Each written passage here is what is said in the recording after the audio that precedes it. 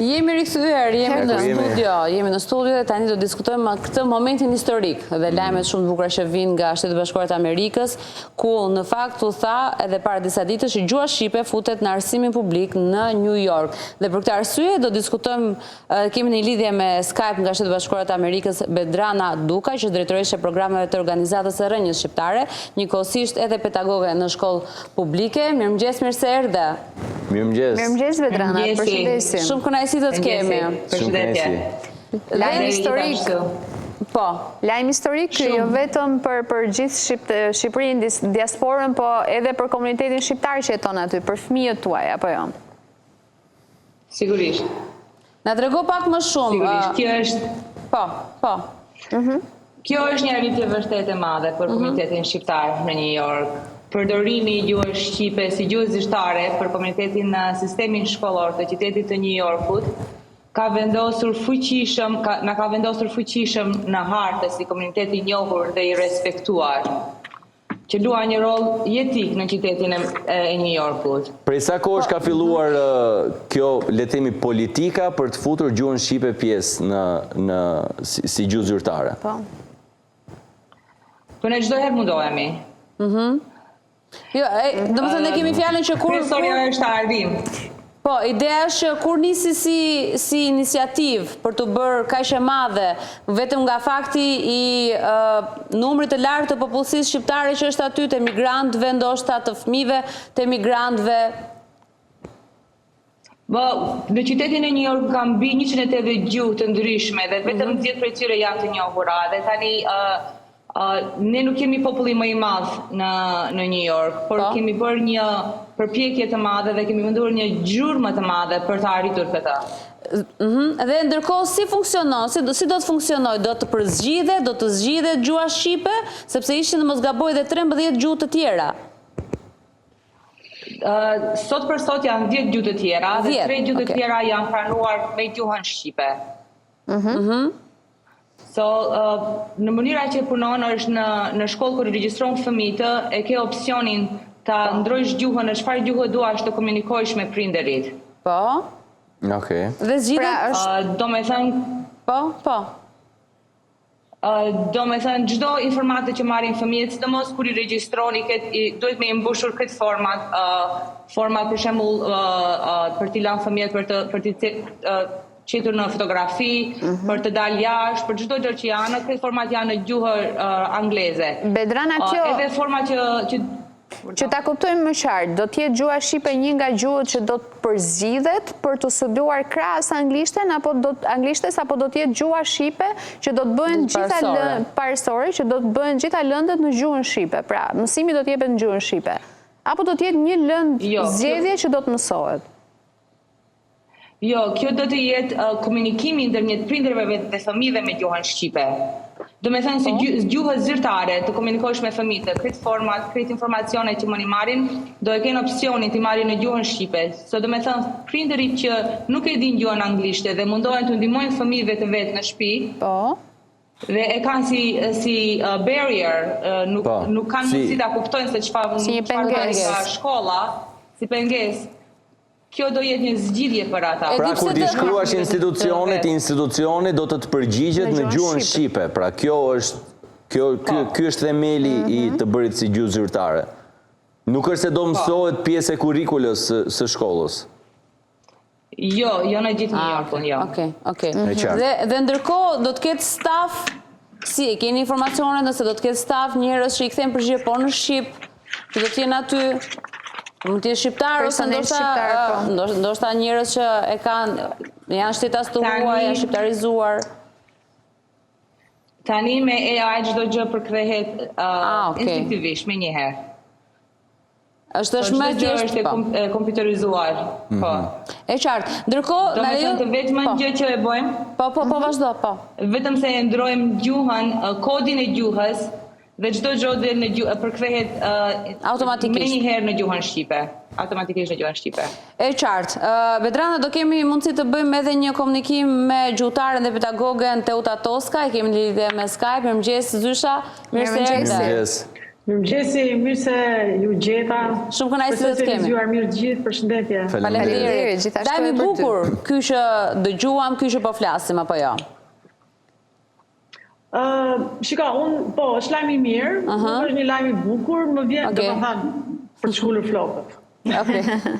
Unë jam informuar për këtë gjë, edhe desha ta saktësoj në fakt atë që ju po thoni, nuk bëhet fjalë për mësimdhënien e gjuhës shqipe në shkollë. Po. Është duke u folur për komunikimin zyrtar prim institucion shkollor. E qartë. Pra, ideja është që shkolla, institucioni, administrata që merret me menaxhimin e shkollës edhe të arsimit, komunikon me prindrit në anglisht, që gjuha zyrtare e Amerikës, patjetër, edhe me gjuhë të tjera të cilat përbëjnë janë gjuhët e fëmijëve të cilët janë në shkollë. Jemi duke folur, në ngjarje më rëndësishme në këtë pikpamje është tashmë komuniteti shqiptar që është komunitet me shumë rëndësi në Amerikë. Domethënë prania është e madhe dhe kështu që shteti amerikan detyrohet që në mënyrë që të mos ketë, si tha e zonja barrierë, pengesë komunikimit midis prindërve dhe fëmijëve, zgjedh që gjitha dokumentacionin zyrtar që i duhet një shkolle për të komunikuar me prindin, do ta ketë edhe në gjuhën shqipe. Pse? Sepse ka çështje delikate që shkolla duhet t'i menaxhojë. Për shembull, zonja përmendi problemin e daljes së fotografisë së fëmijëve në rrjetet sociale. Prindi duhet të nënshkruar një deklaratë. Prindi duhet të nënshkruajnë një deklaratë gjithashtu për pjesëmarrjen e fëmijëve në aktivitete të ndryshme shkollore. Pra nuk jemi duke folur për shqipin që hyn në shkollë. Pikërisht. Nuk flas diçka për këtë gjë. Po, ndërkohë prandaj donim zysha shumë që ta diskutonim këtë gjë në studio, është bërë mediatike, qarkulloi, u fol dhe u mor pikërisht kështu si e tillë që do futej në shkolla publike. Pra siç ndodh në Prandaj ne menduam ta sqarojmë të ditën e sotme dhe të japim konotacionin e dur. Siç ndodh në Shqipëri që një ngjarje fare e vogël, domethënë për efekte nga më të ndryshme, ndoshta dhe mediatike, po dhe përse na gëzon. Është diçka që një shtet i madh, Shqipja, me 13 gjuhëve, dhe jo 10, por 13, po mos harroni se në ato 10 gjuhë të tjera jemi duke folur për komunitete të tjera të rëndësishme, siç mund të jetë komuniteti kinez, italian, francez e të tjerë. Por desha t'ju them që pra, për mua është shumë e rëndësishme sepse unë informova dje. Domethënë kjo tregon pra një të madhe të shtuar të shqiptarëve në New York, veçanërisht në Bronx, më kanë thënë, dhe kam përshtypjen një lajm tjetër, ky është i mirë. Një nga shkollat e Bronxit jepet shqip si një gjuhë e dytë. Domethënë në sistemin shkollor amerikan, çdo fëmijë duhet të para se të mbarojë shkollën dhe të kalojë në kolegj, duhet të ketë 2 gjuhë të huaja që duhet i kalojë. Mund të jetë anglisht, mund të jetë frëngjisht, nuk duhet të jetë frëngjisht, mund të jetë italisht, mund të jetë gjatë të vjetra. Fëmijët që kanë një trashëgimi gjuhësore shqiptare mund të bëjnë shqipen ose ndonjë fëmijë tjetër i rritur në një mjedis ku ai e ka mësuar shqipen ose ka dëshirë të mësojë shqipen, ka mundësi tani që të bëjë edhe shqipen në shkollë. Ky është një lajm vërtet i rëndësishëm, dhe ky ka qenë si lajm. E vërtet. Kurse lajmi që kemi tani këto ditë dhe që ka dalë bëhet fjalë vetëm për çështjen e komunikimit zyrtar dhe për mua që është e rëndësishme është pikërisht kjo. Mund të jetë një shenjë mirë ose le të themi një piknisje e mirë që mbase në të ardhmen shqipja pse jo të njihet edhe si një gjuhë zyrtare në shkollat e New Yorkut. Si e mendoni ju, si e shihni? Të njohësh shqipen si një gjuhë zyrtare në gjuhën e New Yorkut, ndoshta është se unë duhet jemi pak e saktë me termat, se jam njëri që merrem me shkencën. Gjuhë e cila studiohet në shkollë. Nuk jemi duke folur për gjuhë zyrtare. Do ta nxjerrim çik termin zyrtar me një anë, sepse zyrtar ka bënë me zyrën, me shkresat, me komunikimin. Shqipja është gjuhë zyrtare në Shqipëri, në Kosovë, në Maqedoninë të Veriut. Në kuptimin është një gjuhë e cila i shërben shtetit si një gjuhë e komunikimit publik, komunikimit mediatik e të tjera. S'mund të presim ne që në vendet të tjera shqipja të jetë gjuhë zyrtare. Shqipja duhet të jetë një gjuhë e mësueshme, e studiueshme. Dhe unë e them këtë gjë që ne jemi pikërisht në kohën që shqipja është duke përhapur në shumë universitete në vendet të ndryshme të botës dhe në Amerikë. Domethënë ne kemi katedra, departamente që kanë programe të studimit të gjuhës shqipe. Itali, Francë, Gjermani. Ne kemi në Gjermani, përveç Muniut, tani kemi edhe Regensburgun, kemi një studiues të ri, i cili tashmë ka një program të mësimit të gjuhës shqipe, Ledio Hala quhet në Regensburg. Pra, shqipja është duke u shpërndar shumë. Pse? Sepse shqiptarët po shpërndahen. Dhe janë shqiptarë që vinë nga komunitete të ndryshme, nga kontekste të ndryshme, pra janë shqiptarë të lindur nga, domethënë, le të themi fëmijë të lindur nga prindër shqiptar, janë shqiptarë që kanë murguar kur kanë qenë fëmijë, janë shqiptarë të cilët janë moshmadhore dhe kanë nevojë të rikthehen në shkolla. Pra, si të themi, realiteti është duke ndryshuar, shqipja është duke përhapur dhe nga kjo pikpamje shteti shqiptar do të bëjë punën e vet për botimin e metodave për përmirësimin, jo vetëm përmirësimin e gjuhës shqipe, por përmirësimin e gjuhës shqipe, për përgatitjen e shqipfolësve të cilët e kanë shqipen, ndoshta një gjuhë të dytë, por po aq aktive sa dhe gjuha e parë të cilën ata e flasin. E qartë. Dhe ndërkohë që edhe të mos e lëm ende pa gjumë edhe Bedranën, sepse është natë aty ku ajo po lidhet në Skype me ne. Unë e përshëndes Bedranën me qëra fjala dhe faleminderit shumë Bedranë që ishe për të na sqaruar edhe në fakt edhe le themi kontributin që ka organizata Rënje Shqiptare të gjithë kjo iniciativë edhe këmbgulje. Faleminderit shumë, të përshëndesim. Faleminderit gjithashtu. Gjithë të mirë për ty. Ndërkohë, ty zysha nuk do të lëmë rehat. Po, bora me knajsi, mos më lërë. Do të flasim pikërisht për këtë gjë që në fakt, unë prandaj e konsiderova lajm të mirë, pra gjuha shqipe, ku ta gjejmë që ne ta kemi në gjithë botën. Komunitet shumë të madh shqiptar. Do thotë që po na shikojmë me një tjetër sy, kemi një lloj rëndësie pak më të lartë se sa mund të kemi pasur vitet më përpara. Kjo edhe për shkak të kontributit që kanë dhënë komitetet shqiptare në vendet e caktuara. Pra, bëhet një lloj ndërlidhjeje. Po në fakt, ne këtu në Shqipëri, sa e duan vërtet gjuhën shqipe? Shika, unë përpara se ti përgjigjem kësaj pyetje së mirë, desha ti përgjigjem një pyetje që kolegu yt në studio bëri, domethënë kush përkthen atje. Më duket ai e bëri apo e bë ti? Po. Dhe zonja u përgjigj që bën sot ChatGPT-ja, domethënë inteligjenca artificiale mund të përkthej. Desha t'ju them vetëm diçka. Në Amerikë funksionon që kompjuteri nuk ka asnjëherë autoritetin të marrë përgjegjësinë e një vendimi. Kuptoni çfarë duhet të thënë, që do të thotë edhe nëse hartohet një shkresë, e cila ka të bëjë me komunikimin prind institucion shkollor dhe ku merren vendime që janë delikate, për shembull, siç u thash, çështja e një ekskursioni, çështja e një spektakli ku fëmia do të ekspozojë, le të themi, edhe ndoshta diçka nga privatësia apo nga trupi vet. Në këtë pikë nuk mund të jetë ChatGPT-ja që përkthen, duhet një person i cili është i licencuar nga shteti amerikan për të bërë përkthim i zyrtar, anglisht shqip ose shqip anglisht. Nga kjo pikpamje, në Amerikë ekzistojnë përkthyes të licencuar të gjuhës shqipe, të cilët ushtrojnë këtë aktivitet. Po, që i ka vetë shkolla, zysha? I ka vetë shkolla, apo duhet që prindi ti punsoj privatisht? Jo, është institucioni shkollor, sepse shkolla është shteti e cila merr përsipër këtë gjë. Institucioni shkollor informohet, përkthyesit janë, si thua, në këtë, janë publik, kanë numrat e tyre telefonit, kanë adresat e tyre të e-mailit, edhe për një periudhë caktuar me një kontratë 1 vjeçare apo 2 vjeçare, ata funksionojnë si përkthyes edhe të këtij institucioni shkollor. Më kuptoni? Pra, gjërat kështu funksionojnë atje dhe nga kjo pikpamje ne mund të themi që atje përkthyes të licencuar ka shumë. Domethënë sepse shteti Amerika është një shtet shumë i madh, një shtet me multilingualizëm, quajmë ne. Domethënë ku përdorimi i shumë gjuhësisë në shkolla është tashmë një realitet, siç është edhe në Shqipëri, ne e dimë. Por nga ana tjetër atje funksionon multilingualizmi dhe në administratë shtetërore, siç edhe ne po kuptojmë tani. Dhe kjo është një gjë shumë e rëndësishme. Besoj që jam e qartë tani, apo jo? Patjetër, pra atje nuk përkthehet pra me chat atje, çdo gjë bëhet sigurisht me një miku im në Amerikë më thotë në Amerikë çdo njeri me përgjegjësinë për atë që bën. Shkolla me përgjegjësinë për përkthimin e dokumentit në gjuhën shqipe. Ndërkohë do rikthehemi edhe një herë tek Bora, të lutem, tek pyetja që Bora bëri. Po, se ka diçka shumë bukur në fakt, sepse ata që jetojnë jashtë Shqipërisë e ruajnë me fanatizëm, mësojnë fëmijëve gjuhën shqipe, ndërsa ne që jetojmë këtu vdesim përdorim në një terma të huaj, kështu të fusim ndonjë term për të dukur trendi. Dhe mua më duket fatkeqësi që dëgjoj kaq shumë dhe kaq masivisht në numër pothuajse të përditshëm, të vegjël, adoleshent kryesisht, të cilët e quajnë për turp të flasin vetëm gjuhën shqipe. Duan patjetër të fusin terma në anglisht kryesisht. Po, shiko, anglishtja është një çështje globale tashmë. Ushtron ndikim të madh edhe në gjuhë shumë të forta në komunikimin publik, edhe gjuhë me ndikim shumë të madh kulturor. Anglishtja ushtron ndikim në italisht, në gjermanisht, në frëngjisht. Domethënë dhe anglicizmat mund të themi për shkak të teknologjisë, për shkak të komunikimit diplomatik për shkak të komunikimit kulturor janë duke pushtuar botën. Domethënë dhe shqipja si një gjuhë në tonjza e vogël, një popullit vogël mund të them. Po, okay. Është e natyrshme që do ta vuaj këtë ndikim të madh të anglishtes, më kuptoni? Pastaj duhet kemi parasysh edhe diçka.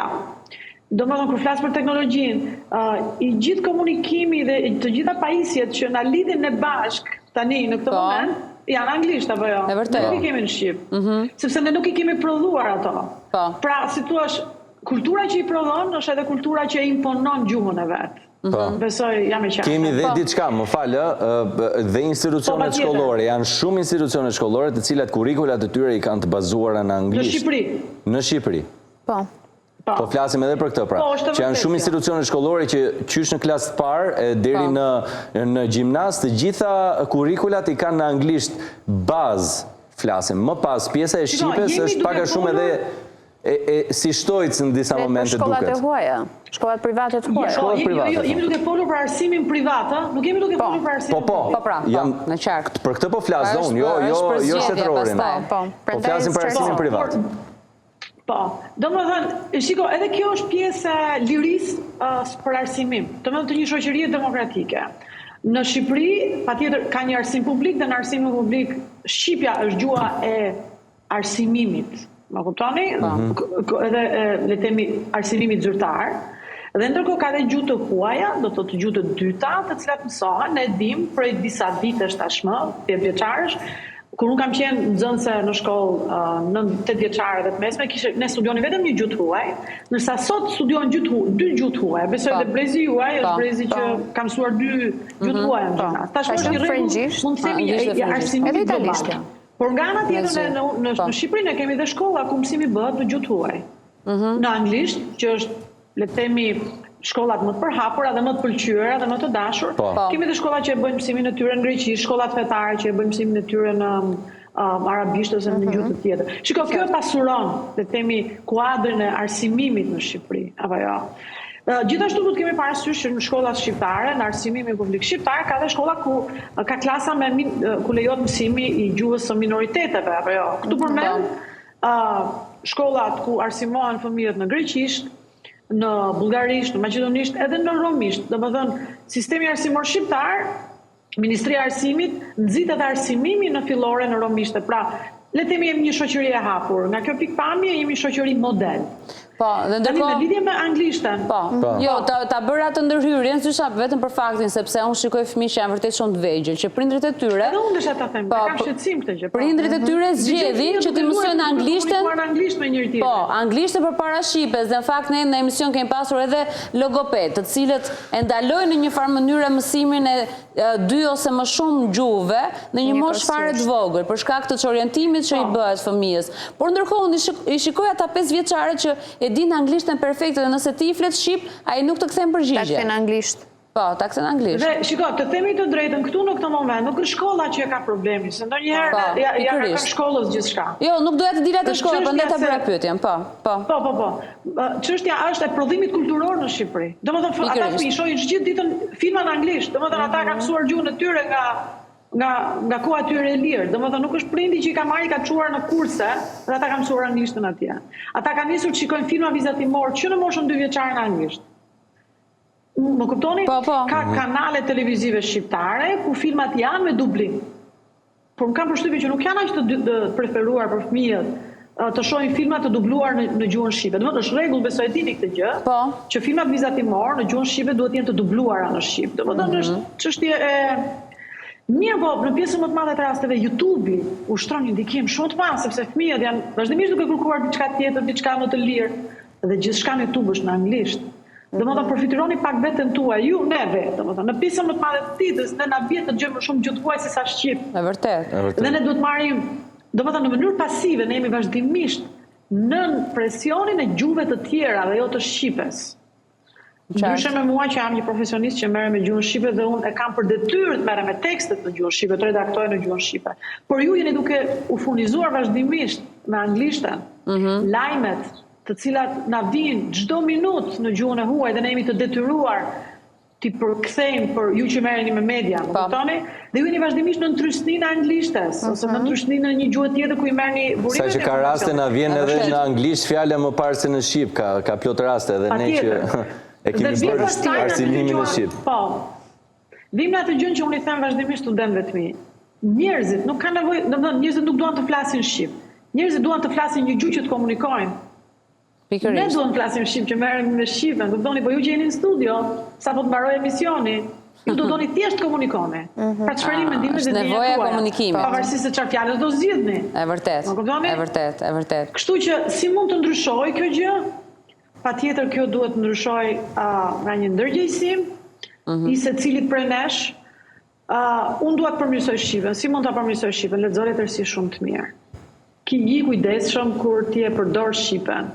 Lexo shqipe, jo vetëm letërsi, por le themi historiografi, lexo shkencë në gjuhën shqipe, lexo media që e kanë shqipen më të mirë, sepse në këtë panoramën e madhe mediatike ku edhe ju bëni pjesë, ka vërtet media që i kushtojnë shumë kujdes shqipes.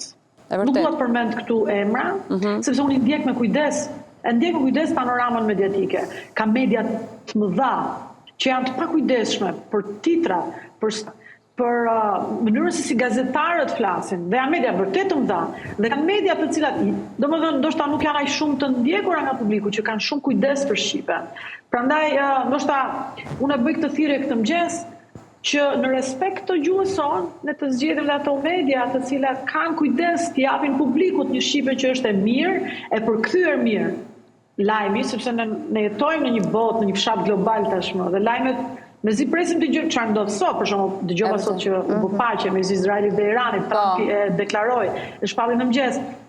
Do kërkojmë lajmin më të mirë të shprehur në gjuhën shqipe. Nuk di sa arritat ju. Shumë faleminderit, Zysha, e gjithmonë shumë e qartë. Faleminderit dhe ditë sa më të mbarë për ty. Faleminderit shumë. Përshëndesim. Edhe ju të tjerët, ishte kënaqësi. Faleminderit gjithmonë. Të përshëndesim, mirëpafshim, ditë të mbarë. Super, atëre, shumë informacione, ikim në reklamë dhe kthehemi pas pak me të tjera.